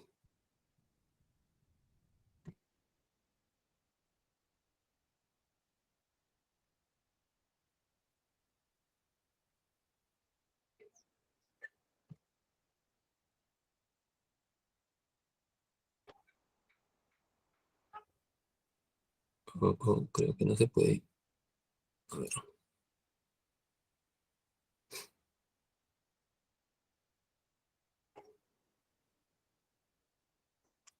acá.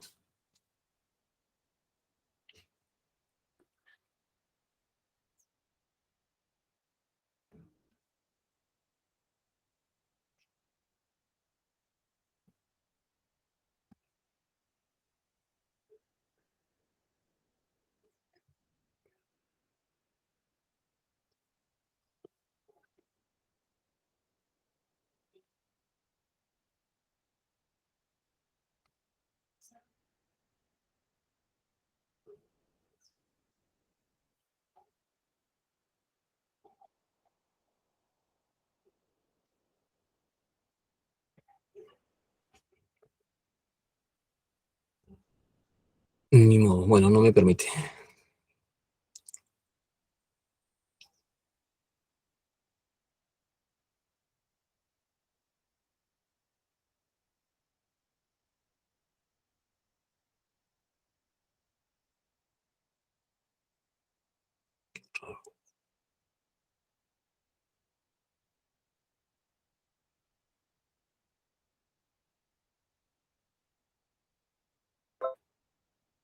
Ya voy a continuar con la PPT nomás.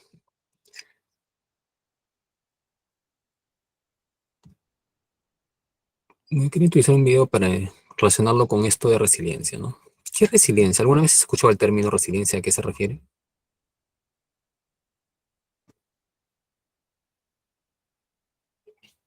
¿Qué será resiliencia?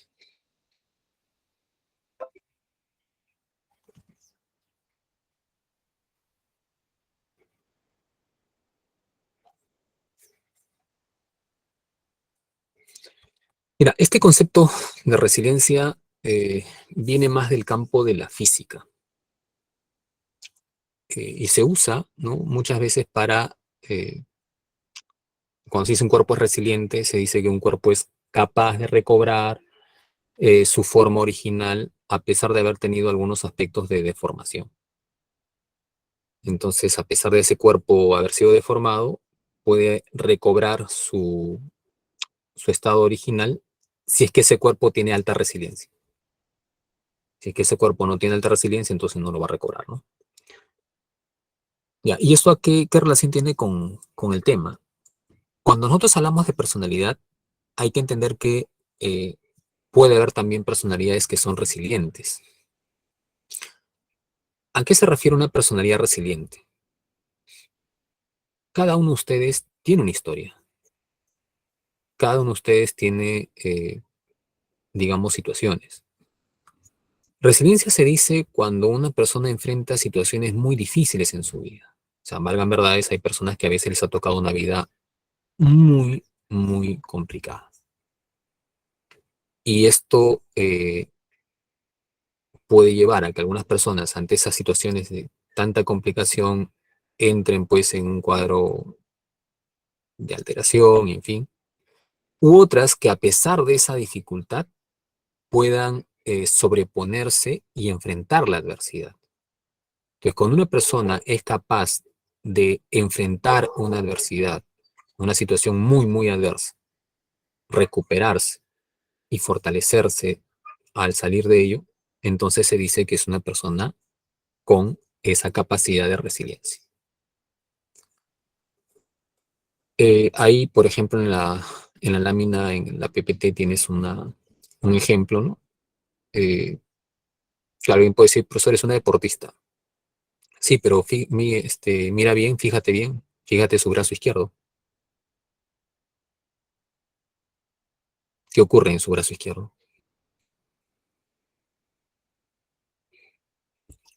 Entonces es una persona que tiene una discapacidad, ¿no? Una discapacidad física, en este caso en el brazo. Eh, no sé la razón, si habrá sido congénita o de pronto un accidente, en fin, pero ¿qué pasa si de pronto esta persona, a pesar de ello, no no se detiene ahí para lamentarse y para quedarse, ¿no? Diciendo mi vida ya va a ser un fracaso, nadie me va a querer? No, a pesar de esa situación difícil, pudo sobreponerse a la adversidad y encontrar nuevas formas de dirección en su vida. Y si de pronto era deportista, quizás ahora se va, ¿no? a estas Olimpiadas, ¿no? Paralímpicas, porque se entrena y se siente bien, ¿no? Desarrollándose en ese aspecto a pesar de esa dificultad que tuvo. Entonces logró sobreponerse ante la adversidad. Eso son características de una persona resiliente, ¿no? Entonces una persona con resiliencia confía en su capacidad para poder manejar las situaciones, se compromete mucho en la actividad que realiza, porque obviamente para que esta persona logre esto, definitivamente pues ha tenido que sacrificar otras cosas, entrenarse, ¿no? No es producto del azar, ¿no? Eh, y también consideran el cambio como un desafío, ¿no? En su vida. Entonces la resiliencia hace alusión a él, ¿ya? En ese aspecto. Bueno, creo que con esto podemos ya ir resolviendo algunas preguntas para eh,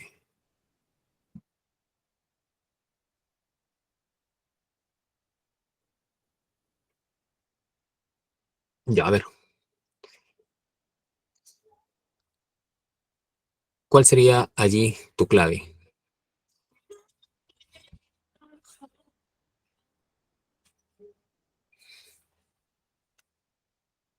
Lee la pregunta, analízala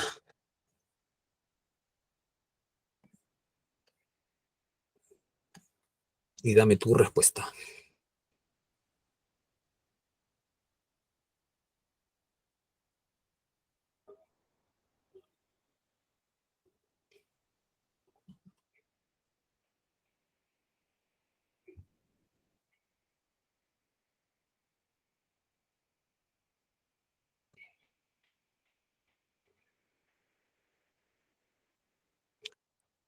A ver, vamos a leerlos.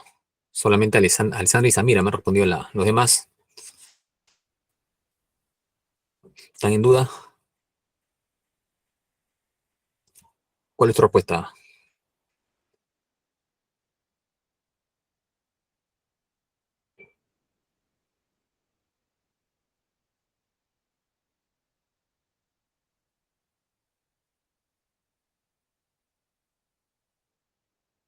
¿Qué dicen los 36, bueno, 35 restantes, ¿no? Porque está tu tutor también.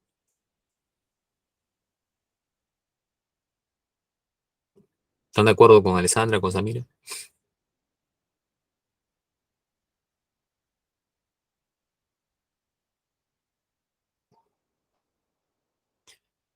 A ver, vamos a leer la pregunta, ¿ya? Te dice, en los siguientes enunciados, identifique la respuesta correcta. Edgardo es un joven que suele mostrar paciencia y ecuanimidad para afrontar eventos difíciles. Sin embargo, un día le comenta a Sebastián que esa imagen es su máscara, porque en el fondo se considera una persona de comunicación agresiva, ya que en esos momentos quisiera gritar a todo el mundo, pero se calla.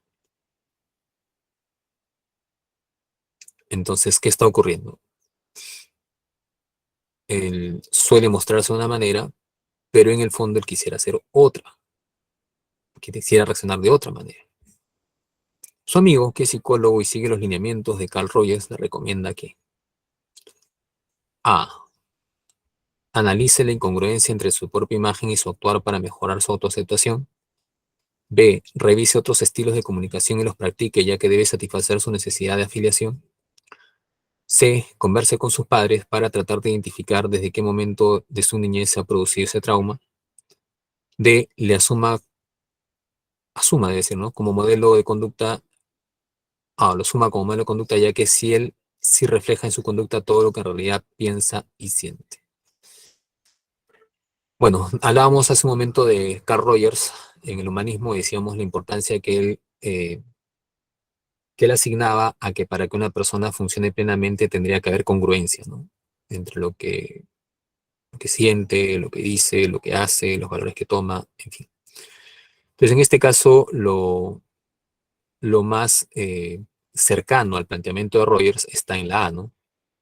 Que el sujeto analice la incongruencia entre su propia imagen, su self, y cómo está actuando, ¿no? Para que de esa manera también pueda reestructurar y encaminarse hacia un mejor proceso de autoaceptación y por ende también de funcionamiento más pleno. Acá entonces la respuesta es correcta en lo que respondieron Alessandra, Samira y Carlos. La respuesta es la A. ¿Todo bien? ¿Alguna duda ahí?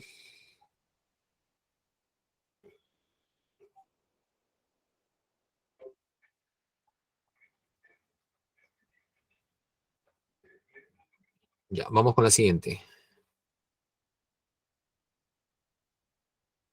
Pregunta 2. Tu respuesta.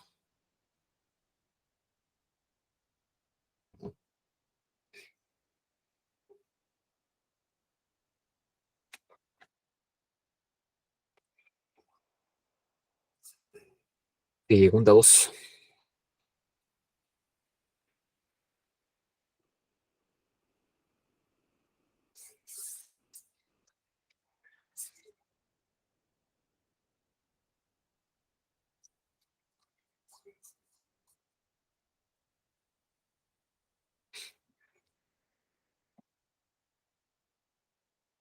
Quiero tus respuestas, unas respuestas.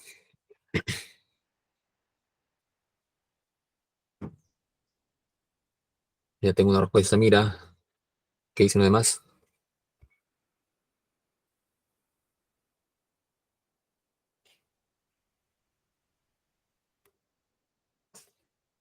La B dice José Miguel, la B dice Marcela, la B dice Alessandra. A ver, veamos. Ya están divididos acá, vamos a ver. Te dice, el estrés es uno de los factores más recurrentes que usan las personas para explicar sus malestares, sus emociones, sus conductas, ¿no? Pero usualmente podemos encontrar ideas erróneas al respecto. Por tanto, identifica el valor de verdad o falsedad de las siguientes proposiciones. 1. Todo tipo de estrés siempre es negativo, o sea, el estrés siempre es malo, y dificulta nuestro rendimiento en actividades cotidianas. Si el enunciado fuera el estrés negativo o el distrés dificulta nuestro rendimiento en actividades cotidianas, eso sería verdadero. Pero allí te dice todo tipo de estrés siempre es negativo. No, pues no todo tipo de estrés es negativo. También decíamos que hay un estrés positivo, ¿no? Entonces, ahí ya el enunciado se está haciendo falso, ¿no? Ahí la premisa es falsa. ¿Ok? Ahora, la 2 te dice, el estrés surge solamente cuando tienes muchas cosas que hacer y no tienes tiempo para realizarlas. Ya. Puede surgir cuando uno tiene muchas cosas que hacer, eso es cierto, pero solamente ante eso, no, ¿verdad? Hay muchas otras razones que también nos pueden llevar a sentir estrés. Por lo tanto, la 2, ese solamente hace que sea falso. Eh, y la 3 dice, a todos nos estresa las mismas condiciones, por tanto, las recetas para combatirlo son universales. ¿A todos nos estresa lo mismo? No, ¿verdad? O sea, cada uno tendrá de pronto diferentes aspectos que lo estresan.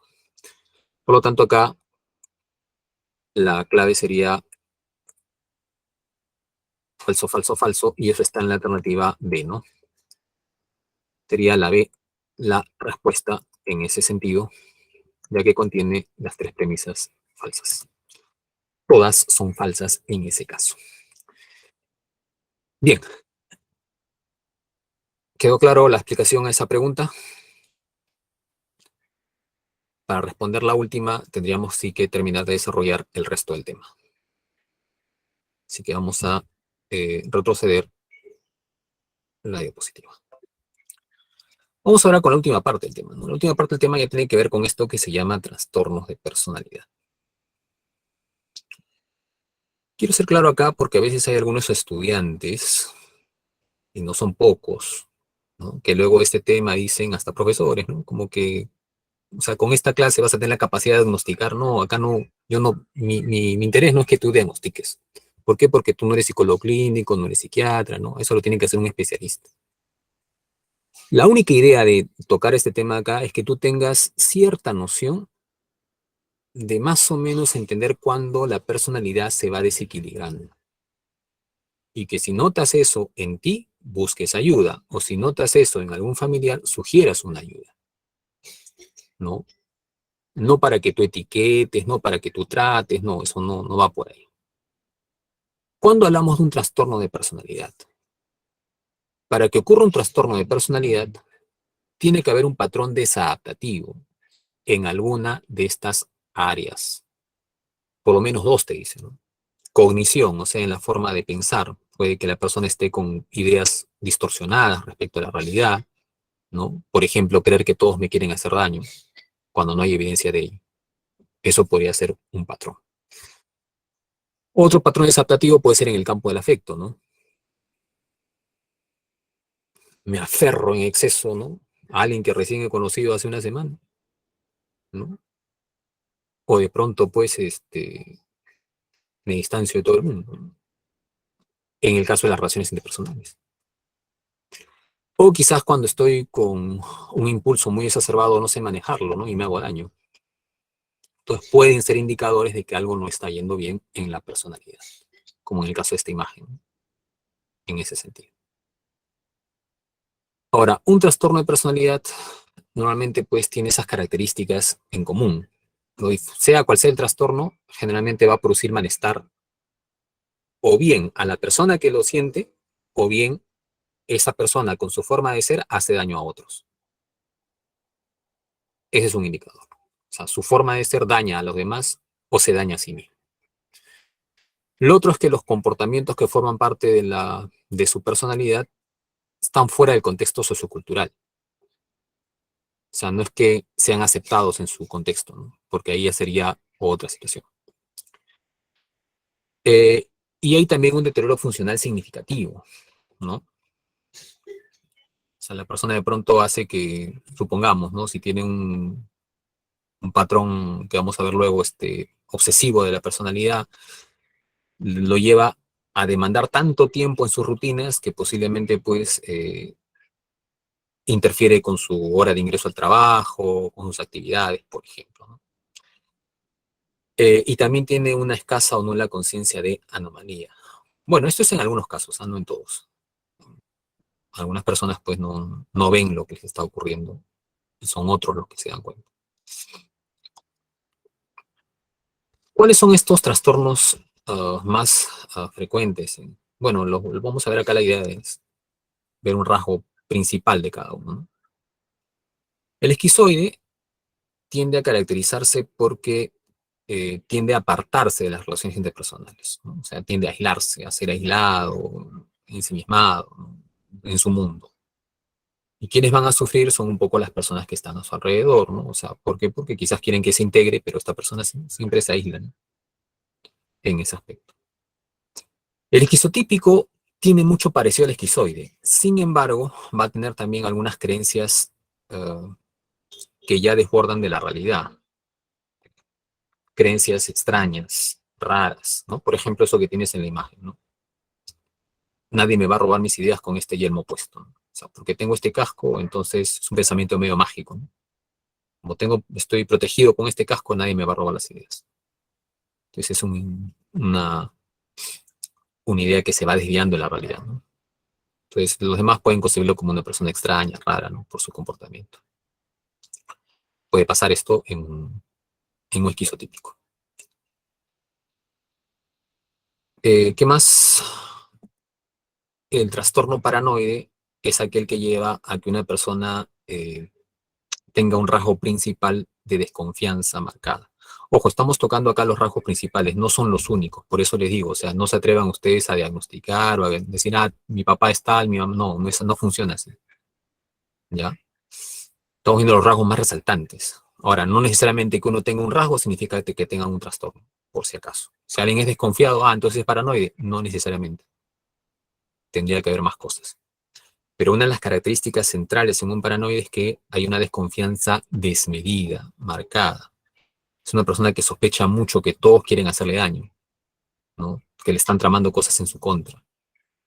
Entonces, eso puede ir lindando con un trastorno en algunos casos. El término antisocial es un término que hay que tener cuidado, ¿no? Porque muchas veces veo, ¿no? Estudiantes que muchas veces dicen, ah, profesor, cuando le hacemos el tema, por ejemplo, la semana 5, creo, ¿no? A ver, ponme una palabra, ¿cómo te consideras en el chat? Y algunos me ponen, yo soy antisocial. Y cuando le pregunto, ¿a qué te refieres con antisocial? Ah, es que no me gusta mucho comunicarme con los demás, o sea, soy un poco tímido, me dicen, ¿no? Bueno, eso no es ser antisocial. Cuidado con ese término. Antisocial es aquel que hace daño a la sociedad. Entonces, es una persona que tiene una crueldad y una falta de empatía tan fuerte que termina haciendo daño a los demás, ¿no? ¿Por qué? Porque puede robar, estafar de forma descarada, abusar sexualmente de alguien, en fin. Entonces son aspectos ya de trastornos en ese sentido, ¿no?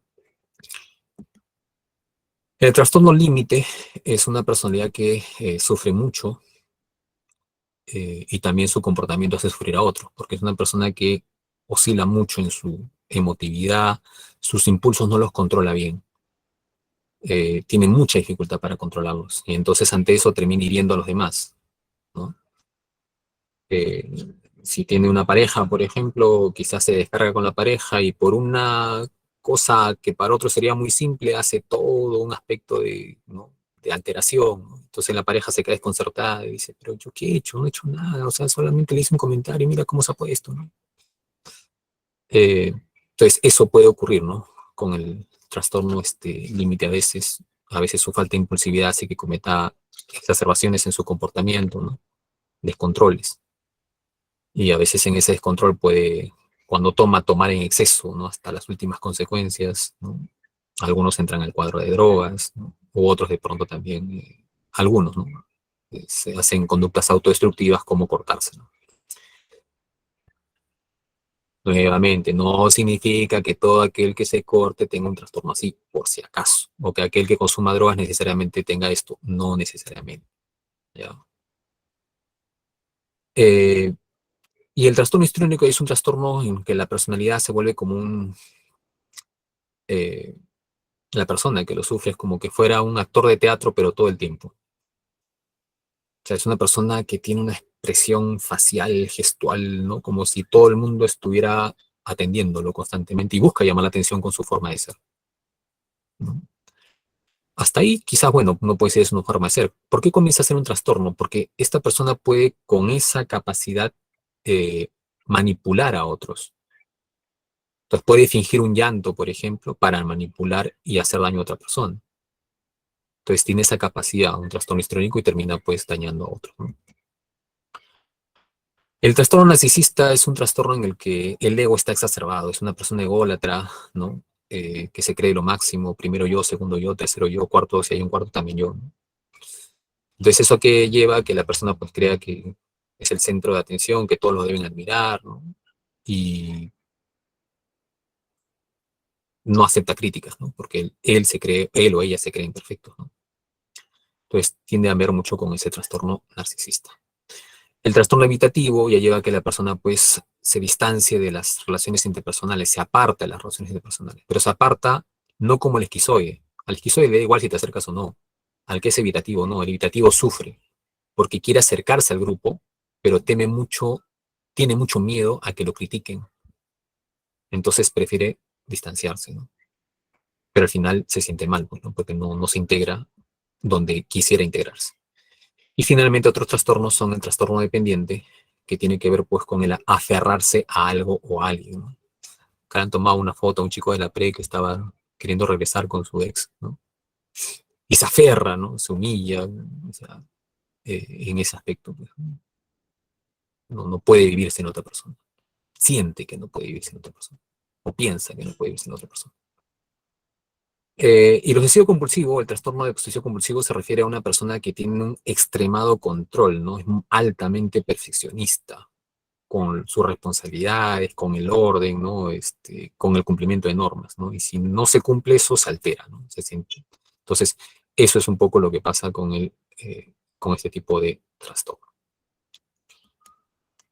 Finalmente, pues, identificar rasgos de una personalidad madura. Acá solamente están algunos, ¿no? No son todos, pero digamos que son algunos importantes. Una personalidad madura, pues, una persona que demuestra espontaneidad, no es rígida. Todo lo que va camino a rigidez no es muy sano. Es una persona que siente confianza en sí misma, ¿no? Que al ser espontánea también tiene mayor posibilidad de fluir en ideas, de ser original. No huye de los problemas, los afronta y se siente en la capacidad de elegir aspectos para su vida. Bien, muchachos, nos vamos a quedar ahí antes de cerrar la sesión. Bueno, ya la otra sesión van a estar en la última clase con su profesor nuevamente, solamente reemplazado por el día de hoy. No sé si hubiese alguna duda o alguna pregunta, y también quiero comentarle algo antes que se retire. ¿Alguna duda, pregunta?